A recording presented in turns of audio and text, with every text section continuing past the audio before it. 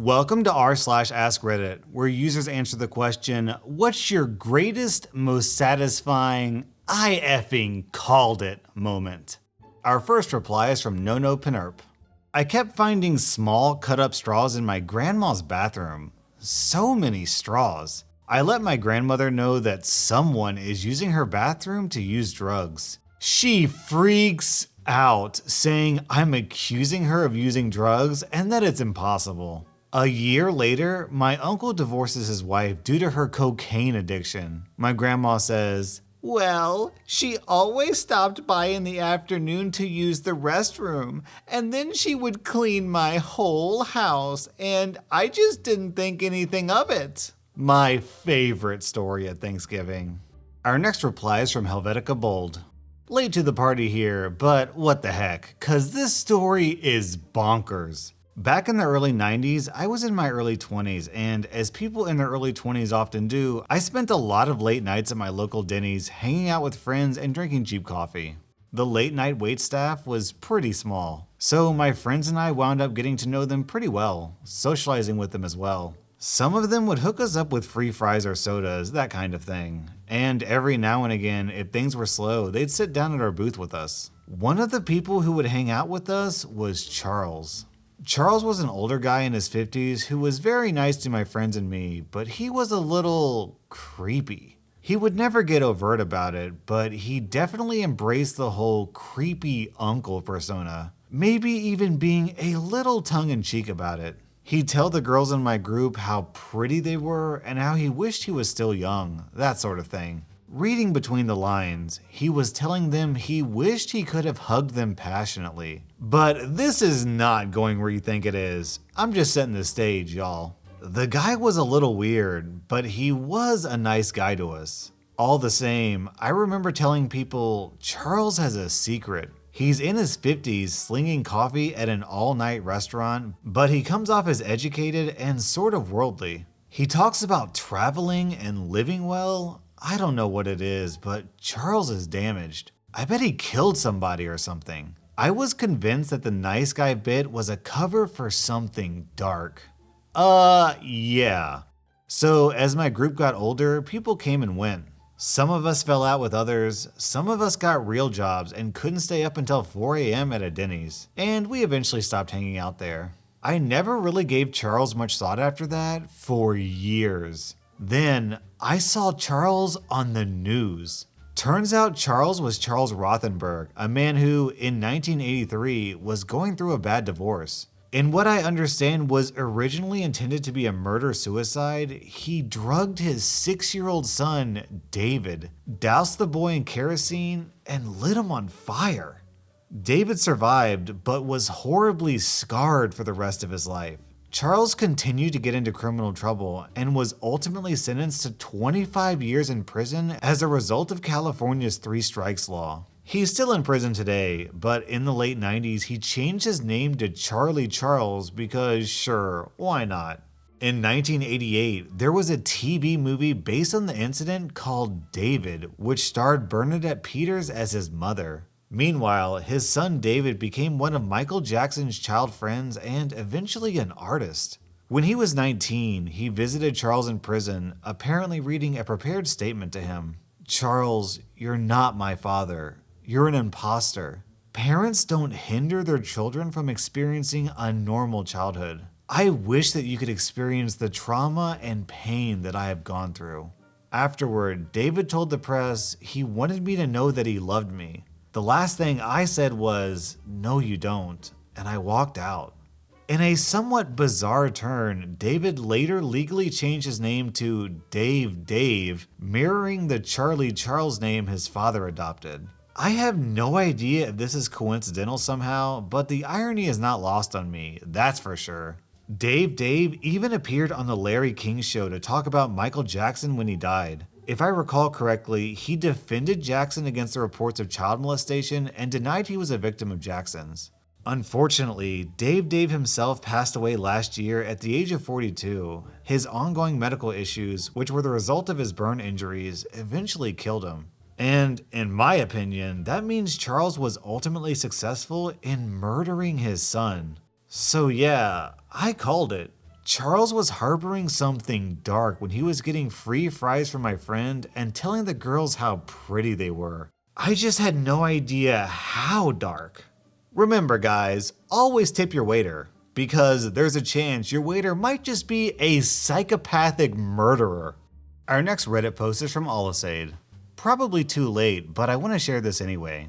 The last few months of my wife's pregnancy with my daughter, the little baby would, regular as clockwork, around 10:30 p.m., put her feet against my wife's ribs and try to straighten her legs so she could headbutt her way out of my wife. Bam! Headbutt to the inside of your whatever. My wife would effing jump up, cursing like a sailor every time.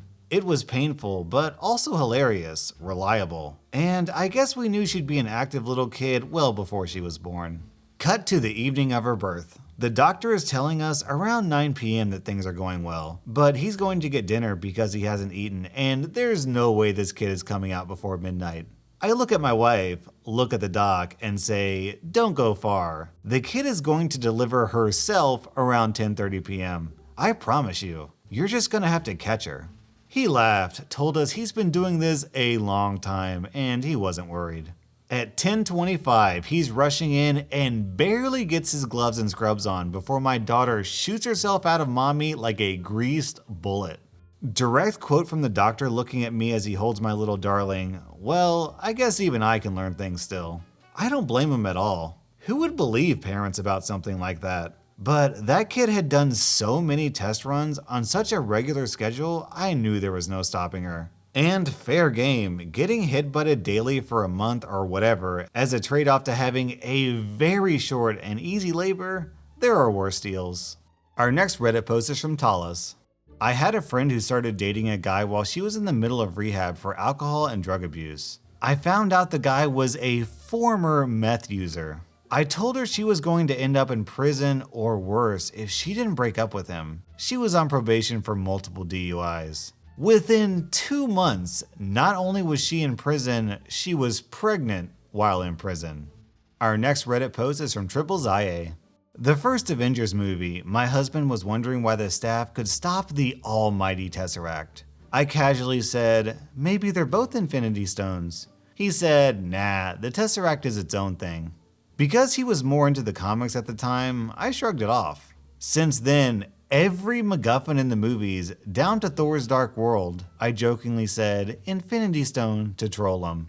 You can imagine how pissed he's been since Guardians. Our next Reddit post is from Sad Lawnmower. I went to the theater to watch a movie with some buddies one time. While waiting in line to get popcorn, I found 22 cents on the ground and one buddy said, when are you ever gonna need 22 cents? I jokingly told him that one day he's gonna wish he had 22 cents and he'll regret saying that. Sure enough, when we're paying for popcorn, that same buddy was exactly 22 cents short. I gave it to him in exchange for a popcorn tax. Our next Reddit post is from number 17. A dude at work had been complaining about his crazy girlfriend and her problems. 2 weeks later, he's talking about how she's pregnant. In my head, I'm thinking, she's gonna lose the baby because it isn't real. Sure enough, he comes in all sad about 2 more weeks later saying she had a miscarriage. Some time passed and he's complaining about her crazy antics again. Our next post is from Couch Licker. I told my girlfriend at the time that her best guy friend is into her. She kept saying she only saw him as her gay best friend, and he only sees her as a sister. Well, she ended up cheating on me with him, and they started dating after I broke up with her. I like to think that I won that argument. I see this as an absolute win. Our next Reddit post is from Hamster Butts. My boyfriend's best friend, let's call him John, started asking me for favors and texting me at odd hours of the night. I felt uneasy about John's actions and informed my boyfriend every time I was contacted as soon as it happened. I explained to my boyfriend that John was acting suspiciously and making me uncomfortable, but I couldn't pinpoint why. Cut to a month later, and John claims that I cheated on my boyfriend with John. I freaking knew it. Disclaimer, I didn't do anything with John. Our next Reddit post is from IT Works Guys. My wife and I went to Red Lobster one day. My wife likes the shrimp and lobster pasta with Parmesan cheese. They sat her plate down. She got a weird look on her face. She told me it smelled weird. It smelled normal to me.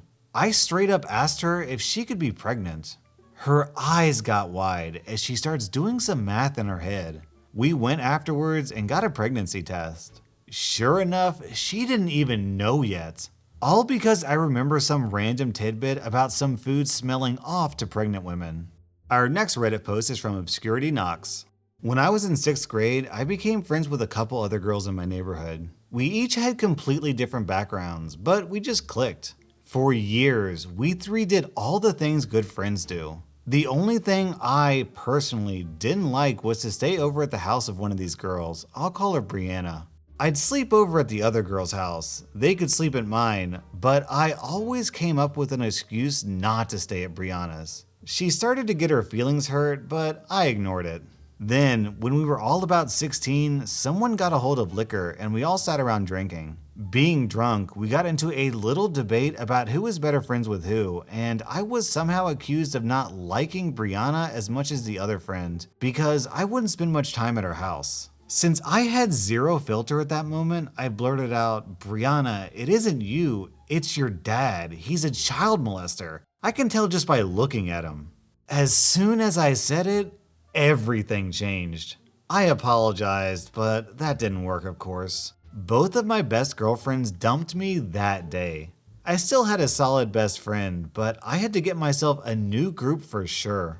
Also, they started bullying me a bit, but I just took it because of the horrible thing I said about Brianna's dad. I felt super guilty.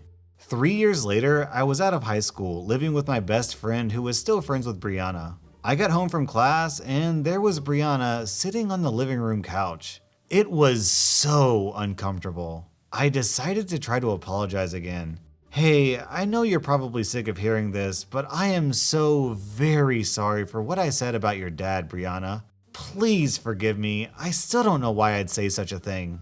She sort of chuckled and said, "It's no big deal. He molested all of us." I never questioned my intuition again because I effing called it the second I saw that perv. Our next Reddit post is from a fool. In Canada, we have a holiday called Family Day in February. In 2008, my wife was dealing with a sick family member out of town and had to come back for a visit. We were trying to have a child at the time. Well, with our crazy schedules, we had one chance on Family Day. The moment we were done, I jumped up, gave her the double finger guns, first time in my life, and said, "Bam, you're pregnant. Twin girls, red hair." Turns out I got everything right except the red hair. Her Italian genes beat me in that one. I win for our entire marriage with that prediction. Our next Reddit post is from My Animals Bite. In high school, my best friend's little sister, 16 at the time, brought home her new 18-year-old boyfriend from work to meet the family. I was over at the time and talked to him for a while because we were the same age. After meeting him, something was off. I got the impression that 1, he was much older than claiming, and 2, had been in jail.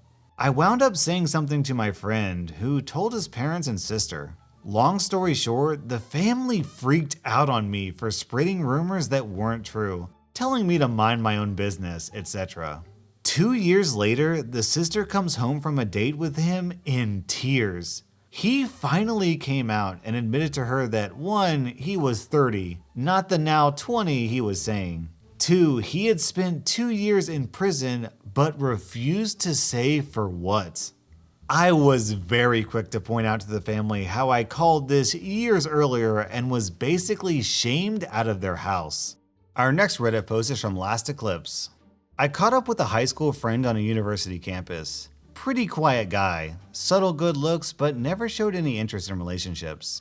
We were waiting for separate buses when he runs into one of his classmates and she joins us in the bus line. We were having pretty good conversation, but I saw her eyes repeatedly flickering over his face. Soon after, my bus pulled up, so I smiled and waved goodbye to my friend. And I said to the girl, "It was great meeting you. I'm sure I'll see you a lot more in the future." She looked puzzled, but smiled and waved back. They're in a common law marriage now, and getting officially married next year. And they've been valuable friends to my fiance and I for the last 6 years. Our next Reddit post is from Jokey Haha.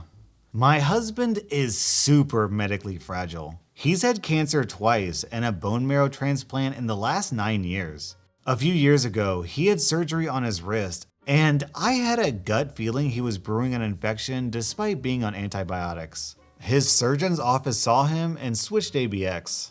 I contacted the cancer center because I just knew it was going to become more. They blew me off and punted me back to the surgeon's office. I knew this was beyond the surgeon's scope. I pitched a tantrumy fit and pretty much told them they were going to see him, and I wasn't accepting no for an answer. The triage phone nurse was condescending and telling me it was probably nothing and could wait. We got to the clinic and the nurse there started looking around the incision site. She told me that she believed my gut and pushed to admit him. The CT showed a huge infection that landed him in the hospital for a week on potent IV antibiotics with another surgery to clean out the site. Our next Reddit post is from Biggie McLarge. I had a friend who bought $2,000 worth of a penny stock and share prices went up by a factor of 10. So he had $20,000 worth of this stock in less than 1 week. He called me to basically brag about how smart he was for finding this great stock. I congratulated him and strongly advised him multiple times to cash out at least $2,000. I suggested $5,000. That would leave him with 75% or more of his original shares and he would be playing with house money. If the stock continued shooting up, he would be filthy rich either way. But if the shares tanked in value, then at least he wouldn't be out any money. Not only did he not listen to me, he invested more and lost absolutely all of it. I found out later that all the money he invested, $10,000, was actually from a loan he had taken out to try his hand in the stock market. If I had known that, I would have been even more adamant about cashing out. Imagine paying off a $10,000 loan in a week and still having $10,000 in the bank. But I don't think he would have listened to me no matter what I said. Just a funny anecdote. In the midst of this, he gave his mom a birthday card that contained a single dollar bill. And he wrote inside, "This is the first of millions." My friend is an idiot. That was r/Askreddit, and be sure to subscribe because I may have something special planned for the 1 million mark.